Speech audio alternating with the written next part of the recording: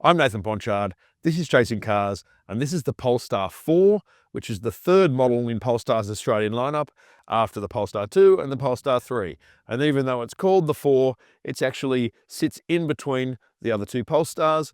It's a coupe SUV. Price-wise, the Polestar 4 competes against the upper end of that mainstream medium EV class, of which the Tesla Model Y is absolutely one of those, but it's also priced really closely against the two main premium EVs. The BMW iX3, which is $89,000 to $105,000 before options, and the new Audi Q4 E-tron, which is $86,000 to just under $108,000 before options. This car here, performance pack, quite a lot of options, is $112,000 before you add optional paint. So Polestar is sort of positioning itself between the two, but it's very much premium, as we shall discover when we get inside the car. Chasing Cars, honest reviews of your next car. Brought to you by Polestar wants these cars to be distinctive, and so in terms of design, the 4 actually does have a few features that do set it apart from most of the other EVs it competes against, and certainly compared to the fastback sedan-looking Polestar 2 and the wagon-looking Polestar 3. They love these dual-blade headlights at the front. They're new. They're going to start permeating through other Polestars. It does have a lit-up logo at the front, but it glows from the side rather than just glowing the whole logo, which is nice and subtle according to them if you think a lit-up logo is subtle. This car here has a $7,200 performance pack, which adds these 22-inch alloys, which are really quite beautiful. They're the MY25 alloys for Polestar. It gets Polestar engineered suspension. It gets gold Brembo brake calipers. It gets upgraded brakes. It just has this sort of look, and actually, as we shall discover when we drive it, quite a polished and sporting driving feel. Now, we've also got a 3-meter wheelbase, which is extremely unusual in a car that's only 4.8 meters long. It has had the header rail move from essentially here to back here to create this sort of lounge-like club space in the back, and it's had the rear window removed completely, and it all runs from the camera that's just here. So there is a point of difference about it, very much from that shell-like back end, and it looks like it could be an SUV, it could be a hatch, it could be sort of a stumpy-tailed sedan. It has a presence about it that does set it apart. I do wish, though, that it came in colours that weren't representative of a Scandinavian winter. Like, while this white pearl is beautiful, and some of the other colours are really nice, none of them really stand out. And I feel like this design could pop even better if it had some really cool teals, maybe an orange, I don't know. Maybe it's designed to make the gold brake calipers and the gold seatbelt stand out, but I just wish it had a little bit more in the colour department. Let us know what you think. I feel like it's the back of the Polestar 4 that makes it stand out. It is completely badgeless, apart from the brand's logo. The only badge of the whole car is a sticker. It's on the front doors. It says 100 kilowatt hours, which is the battery size in all of them, and in this case, 400 kilowatts because it's the performance pack. Here we have the Gentex 2nd generation camera, which does the rear view because there is no window. And even though we've got the rear brake light across here, we've actually got this panel in here that looks like it's meant to be where the window is, and it's been replaced with metal. It's kind of slightly odd. The button is here for the boot. The boot inside is really good, 526 litres, which is bigger than the Polestar 3. It has a 2-level boot floor. It has this little panel here, which you can actually unclip and see back into the cabin again. That's the cabin trim there. And under the floor here, it has another really deep cavity down here that's all plastic lined, so for wet stuff and everything. This is really practical, and given what it competes against, it's sort of almost wagon practicality for what is, again, meant to be a coupe SUV. While the outside of the Polestar has a reasonable point of difference, I feel like where that pays dividends is inside the cabin because of the packaging, but in particular, I think because of the design. This is the first Polestar to have a landscape screen, and I actually think it's better realised and a superior workspace than the portrait one that's in the Volvo-based cars like the Polestar 3 and the old Polestar 2, which is, would you believe, now nearly 5 years old. This is 15.4 inches. It has all the Google Android stuff embedded into it, wireless Apple CarPlay and Android Auto. As per these touchscreens, it's basically controlled by icons along the bottom. We've got home, we've got a car one here that you go straight to car, and you can go shortcuts, which does your adjustments to the mirrors and the steering wheel and stuff, which you can save into your driver profile. You can open the glove box from a button. You also have drive here, very simply laid out, lots of depth, color, clarity. It absolutely decimates the rubbish of these screens that we've been looking at over the past few months, many of which are so convoluted. This is the absolute benchmark globally, and anyone else who doesn't look at this and thinks that they should try and copy it is just wrong. Let us know what you think, but I think that that is absolutely the truth. Not everybody loves the fact, though, that you have to electronically adjust the vents in here, but if you want it all to be focused on the driver, you just hit U and it all points to you. And if you want it to oscillate like in a split system, you hit the one here and you can see the vents down here slowly spanning left to right. I did think, what was the first car to have that? And I'm pretty sure it's like a mid-80s Mazda 929 luxury, definitely had that feature. So it's 40 years after the Japanese introduced it, it's finally into a European EV. But I think it works pretty well. All of that, does take a little bit of getting used to, but really not that much. And when you go to the home screen and you hit favorite shortcuts, it knows what they are. Like one pedal braking, lane assistance, which you probably will turn off, that sort of stuff. It's all, mirrors and steering wheel.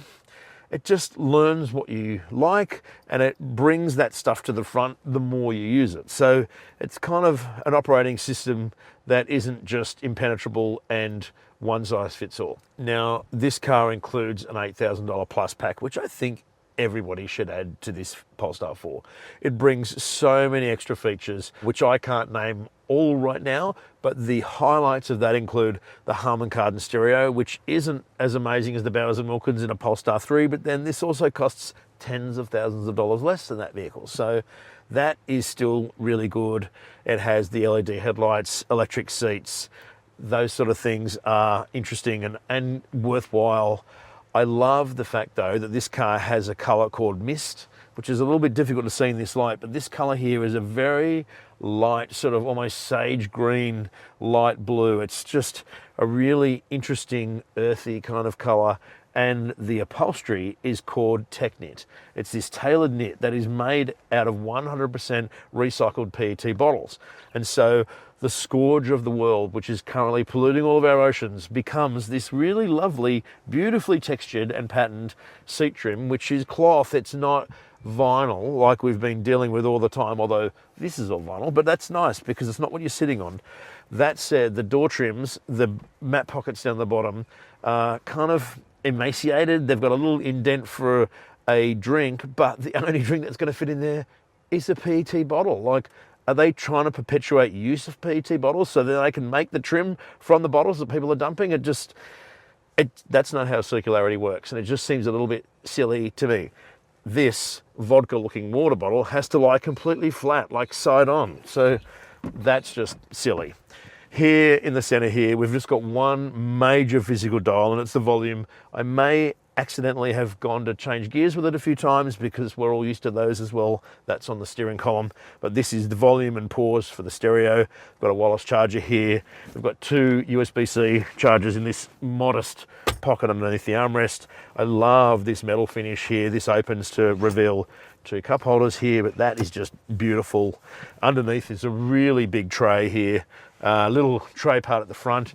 I should also mention we have a frunk here as well, but I reckon it'd probably fit 4 large packets of cheesels. It's not really good for anything, so unless you're hiding lollies and other sugary drinks from your children, or I don't know what, maybe a large handbag, it's really not worthwhile, maybe for just cords. The rest of the interior, I think, looks fantastic. This layering of the texture from the knit to the Tech Knit to this sort of textured, sort of vinyl looking, I don't even know how to describe it, with some stitching across the top and then all the venting across there. It has so much lovely nuance to it, plus all the ambient lighting. We can go here to ambience. We're on Mars at the moment because it's orange and I love orange, but you can go through all the planets and select what you want to switch it to. Has a little bit of interesting data about it.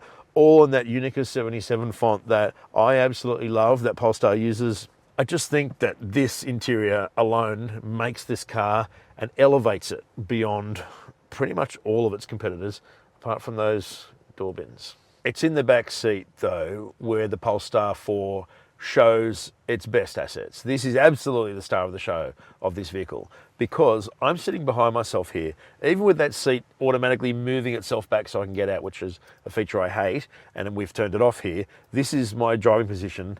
I am so far away from it. It doesn't really matter that there isn't that much toe room under that seat lowered all the way down, because my toes aren't even anywhere near the seat. This is huge. And under the sunroof here, which is actually a glass roof and not a sunroof, I've got all this room here, even though I'm only 5'10". And if you option the $2,700 electrochromatic tinting, this can go opaque or much darker, which is actually something Australia really needs, and doesn't add another cover to lower your headroom. This is the way that it's meant to be. The features in here include B-pillar air vents, as well as air vents in the center. We've got our own temperature control here, the tailored knit, and in fact, any of the trims that the Polestar 4 comes in are all written on the back of this little panel here on the front seats. This says made from zero waste, 100% PET, which is nice. The bridge of wear leather comes from animals that are already being slaughtered for their meat, so they're not wasting their skin, which again sounds foul. I'm sorry to say it that way, but it's true. We have two USB-C ports down here, one of which is a 60 watts, so a fast charger. And even though the center seat in here is quite sittable and does have its own Swedish gold seat belt in this vehicle here, let's see if I can do this delicately. Oh, it actually worked. Normally that's quite stiff. This armrest comes down here, and you can see the controls here for the backrest. So you can electrically move the backrest back here to make this whole nightclub effect of the back really hit home. Like, there's no rear window, so no one can see what's going in here. So perhaps this is the lover's lane of 2024 if you still live with your parents. And the roof here, the glass goes all the way over the top of your head. It doesn't finish in front of you. So it has this amazing airiness to it.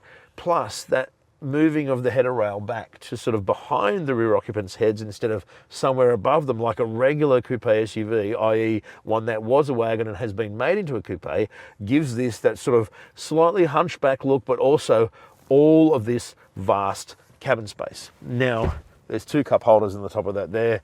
There are a couple of retro features that I really like as well. The speaker grills, the square around the edges, that sort of brushed aluminium around them looks very 80s. I love that. It has ambient lighting embedded into it as well. The door handles, which are just like a 60s, 70s GM design, just there at the front of the armrest there. In fact, most American and Australian cars had that in that period. It's a great feature to come back. We have that here. We also have frameless doors, as should anything with coupe in the title, although in the back of the Polestar 4, they only go to there. I'm in the Polestar 4 dual motor without the performance pack, which means it's only on 20-inch wheels, not 22s, and has a slightly less firm ride. But this car still is very much about offering a sporting driving experience. The most noticeable difference between the cars on the Australian launch here and the cars that we drove in Madrid back in May is that this has the proper European suspension tune and not some unintentional hybrid where it's part Chinese, part European, which was a sort of a pre-production error, and they're so much better. This dual motor all-wheel drive has gone from being sort of brittle and dull to being a much more livable car. And that includes the performance pack on 22-inch wheels. You put it in nimble, which is the middle of the adaptive suspension settings, and it is really good around corners, moves around a little bit, has more engagement than the cars we drove in Europe. It is a better car, much more finessed, much more polished, if not still comfortably riding, as you can see going over that little train track there, but geez, it's quick. This one here, 3.8 seconds, 0 to 100. You can feel the front wheels scrabble a little bit sometimes, which is, I think it's the front, even though generally this is a rear drive platform. The long range single motor is rear wheel drive. So, but it's to the point where it does even scrabble the wheels slightly, even on 22s. The concern was that the Polestar 4 in Australia was going to be too stiff. And so here in the dual motor with 20s and not the performance pack, it's really quite livable. We're in standard suspension tune, of course, like nimble and firm being the other two. Kind of unnecessary, really. It has plenty of purchase and plenty of firmness in the body control and all that sort of stuff to not warrant having to go into those other modes unless you're on a really twisty road, which we have been in the Adelaide Hills here, and this car has effortlessly threaded its way through. It might weigh 2,300 kilos, but it also has the batteries embedded low in the chassis, a 3-meter wheelbase, or 2,999 millimeters, which is 3 meters. It's over 1,700 millimeters wide in front and rear track, and 2 meters wide body-wise. This is and 1.5 meters tall. So it is an interesting proportion for the Polestar 4, and I suppose it doesn't feel a little bit odd in the way those measurements might make you think in the way that it drives. It just feels planted and relatively nimble and really quite likable. It has a lot more finesse than I was expecting in Australia, and it certainly has a lot more finesse than the Volvo EX30 that I drove recently that didn't seem to ride anywhere near as well as this, although it doesn't offer adaptive dampers. Here we go, a bit of power again. Oh yeah, geez, it's straight in. The long range rear drive version has half the power and torque of the dual motor. It only has 200 kilowatts and 343 newton meters, and that might not seem heaps, but 7.1 seconds 0 to 100 is still pretty good. It's impressively crisp in the way it accelerates. It feels a little bit sweeter on road, I think, dynamically. The steering's a little bit crisper. The way that it moves around on the road is a little bit kind of more involving. I just feel like it feels a bit lighter. It feels a bit less about sort of just grip and go. It's just, I don't know, I think probably the preferable package, as has been the case with these Polestars, with in particular the Polestar 2, and maybe less so with the Polestar 3. But that's probably the car to go for here. It starts at 78 grand and it's pretty well equipped, and given what some of its competitors are like for similar money, like the Toyota BZ4X and the Subaru Solterra are the first two that spring to mind that are so underdone compared to the way this Polestar is finished, the room that it has and all that sort of stuff. Sure, you need to add options to have all of the stuff in it, but it feels like a genuine premium car. It feels so much more premium than some of those other mainstream EVs that are pushing around that mark, that I could see why someone would get into this and go, I'm gonna bin my Tesla and buy a Polestar 4, especially after recent events with the CEO of the company perhaps turning people off a brand that no longer seems particularly inclusive, whereas Polestar seems very much to be on the page of the zeitgeist of where the world is heading forward and not backward. Other aspects of the dynamics that have translated well for the Polestar 4 in Australia are its steering. We're here in standard mode. There's also a light and a firm, neither of which are particularly necessary. Light, I suppose, if you really love light steering, and I get that, you know, around town, it makes it effortless. Firm, when you're really hammering it, sure, it makes the steering kind of match the chassis and that plantedness that I was talking about. But there's a nice middle ground here that's better than I thought it was going to be. We're here on a country road in South Australia, and sure, there's a fair amount of coarse chip noise from the tyres, but it isn't too excessive. It's probably more prevalent because there really isn't any other noise in the car. There's no wind noise, or virtually none. There's certainly no engine noise, and it all works pretty well. So here we go, we're going into a stop sign, going straight ahead. Yep, the front wheels are chirping. A little bit of ESC intrusion. This thing's quick, certainly amply quick enough. I was going to mention the regenerative braking. It has standard low and off.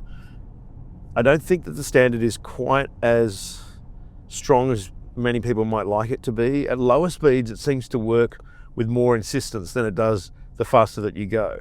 And I feel like using the balance of the chassis, which really is impressively good, into corners, that sort of trail braking effect that regenerative braking can have is a little bit wasted on the Polestar 4 because it doesn't use that to its benefit, just like in the Polestar 3 that we drove in Tasmania the other month. As for the stats from the powertrains, we're talking the 200 kilowatt or 400 kilowatts. Both charge up to 200 kilowatts DC, and if you have the ability to fit the system 22 kilowatts AC. So plugged in at home, you can go from 0 to 100% in 5.5 hours, which is pretty good.